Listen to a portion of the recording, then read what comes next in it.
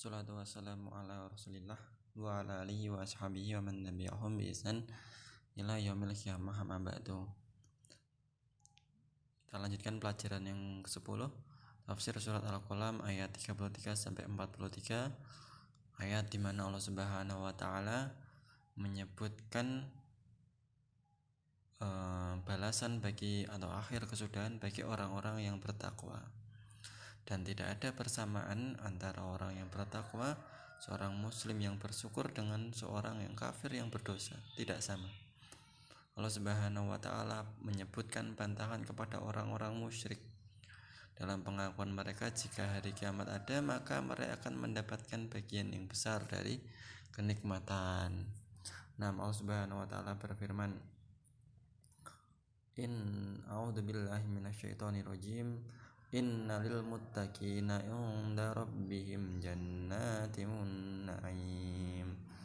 Afanaj'alul muslimina kal mujrimin. Allah Subhanahu wa taala berfirman, bagi orang yang bertakwa sesungguhnya disediakan bagi mereka 'inda rabbihim jannatin na'im, surga yang penuh dengan kenikmatan. Afanaj'alul muslimina kal mujrimin. Apakah pantas, patut bagi kami menjadikan orang-orang muslim, yang muslim itu yang dia sholat, dia puasa, dan dia berdoa kepada Allah Subhanahu wa taala, mentauhidkan Allah, sama dengan orang-orang kafir yang tidak tahu Tuhannya, yang dia tidak pernah melaksanakan sholat, ibadah sekedarnya, melakukan kemaksiatan, kefasikan, dan yang lainnya. Apakah sama? Malakum kaifa tahkumun. Apakah kamu yang mengambil kedudukan atau yang mengambil keputusan, yang memberikan kenikmatan, si A dapat kenikmatan, si B dapat kenikmatan? Nah, di sini kita langsung ke tafsirnya aja ya. Malakum kaifa tahkumun.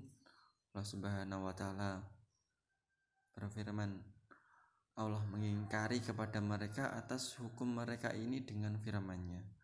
Apa yang menimpa kalian sampai menghukumi dengan hukum seperti ini, dan kalian menjadikan dua golongan itu sama?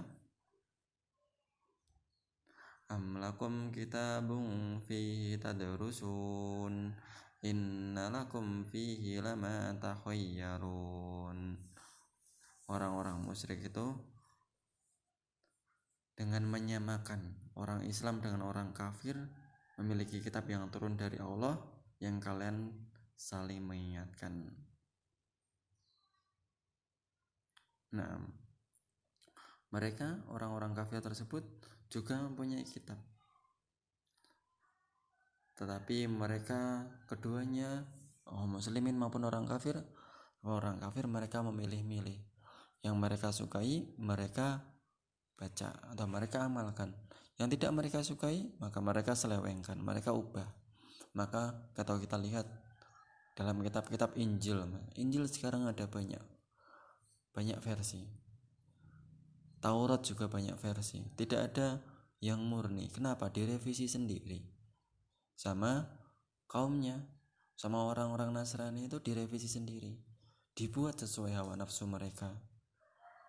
Dalam Injil tidak ada Injil yang murni. Nah, Allahu alam di mana Injil yang murni sekarang. Yang saya tahu sekarang Injil banyak sekali versi. Ada Injil Yohanes, ada Injil Matius, ada Injil apalah, perjanjian lama lah, perjanjian baru lah. Allahu alam bisawab, Allah musta'an. Yaitu mereka adalah hasil dari karya mereka sendiri, bukan dari firman Allah Subhanahu wa taala.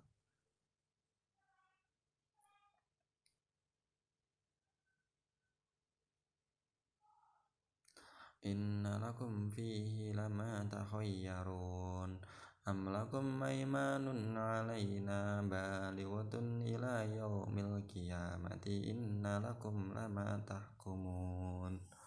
Dalam ayat ke-9, apakah kamu meroleh janji yang diperkuat dengan sumpah dari kami? Kok kamu yakin dapat kenikmatan di akhirat? Apa kamu yakin? Apa pernah kita dikasih janji?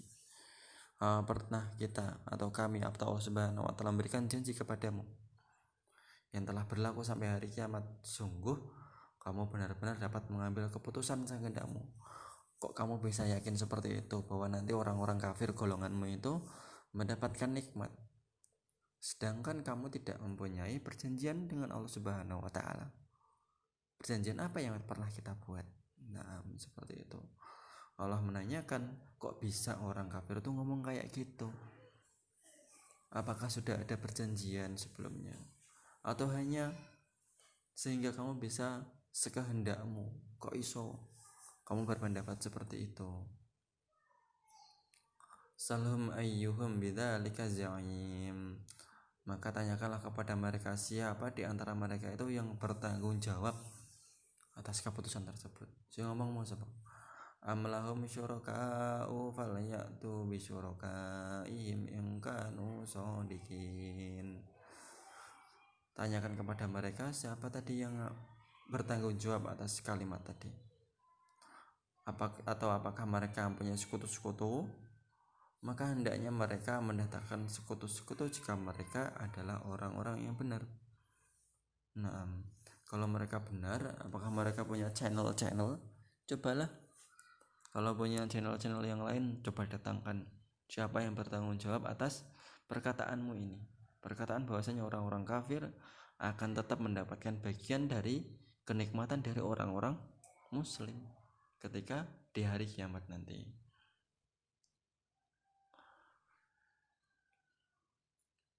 Yauma yukshafu an syakin wa yud'auna ila sujudi fala yastati'un.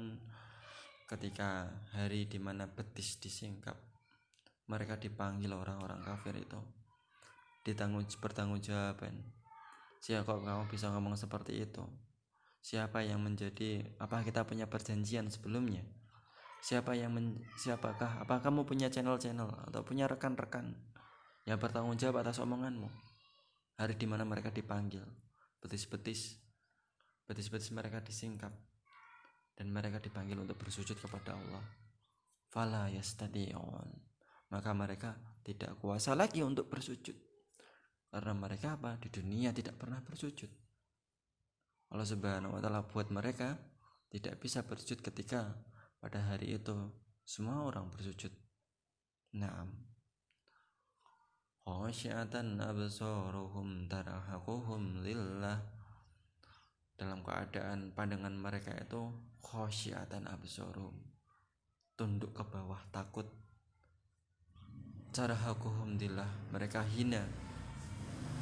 Faqad kanu yud'auna ila sujudi wa hum salimun.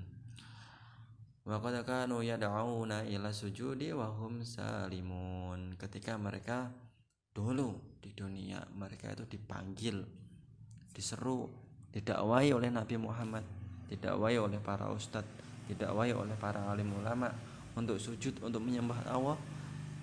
Tapi mereka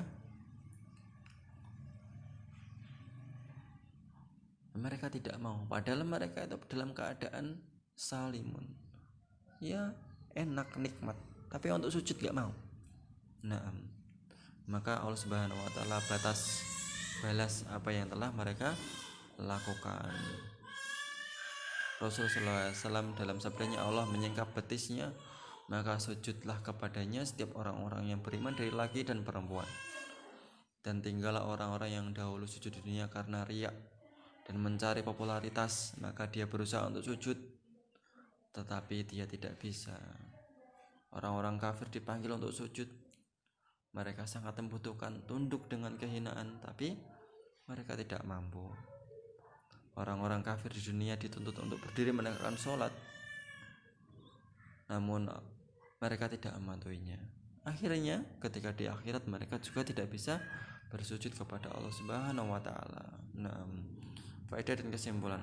Yang pertama, tidak sama ya antara orang muslim yang dia berpuasa, yang dia sholat, yang dia susah payah untuk beribadah, balasannya sama dengan orang yang nyanyi-nyanyi cuma 1 minggu sekali. Tentu saja tidak sama. enak sekali nyanyi satu kali seminggu sekali, habis itu mereka masuk surga. Ditanya, kenapa kok bisa kamu masuk surga? Karena dosa kami sudah ditebus oleh Tuhan, kematian Tuhan. Ya konyol. Tentu saja tidak sama.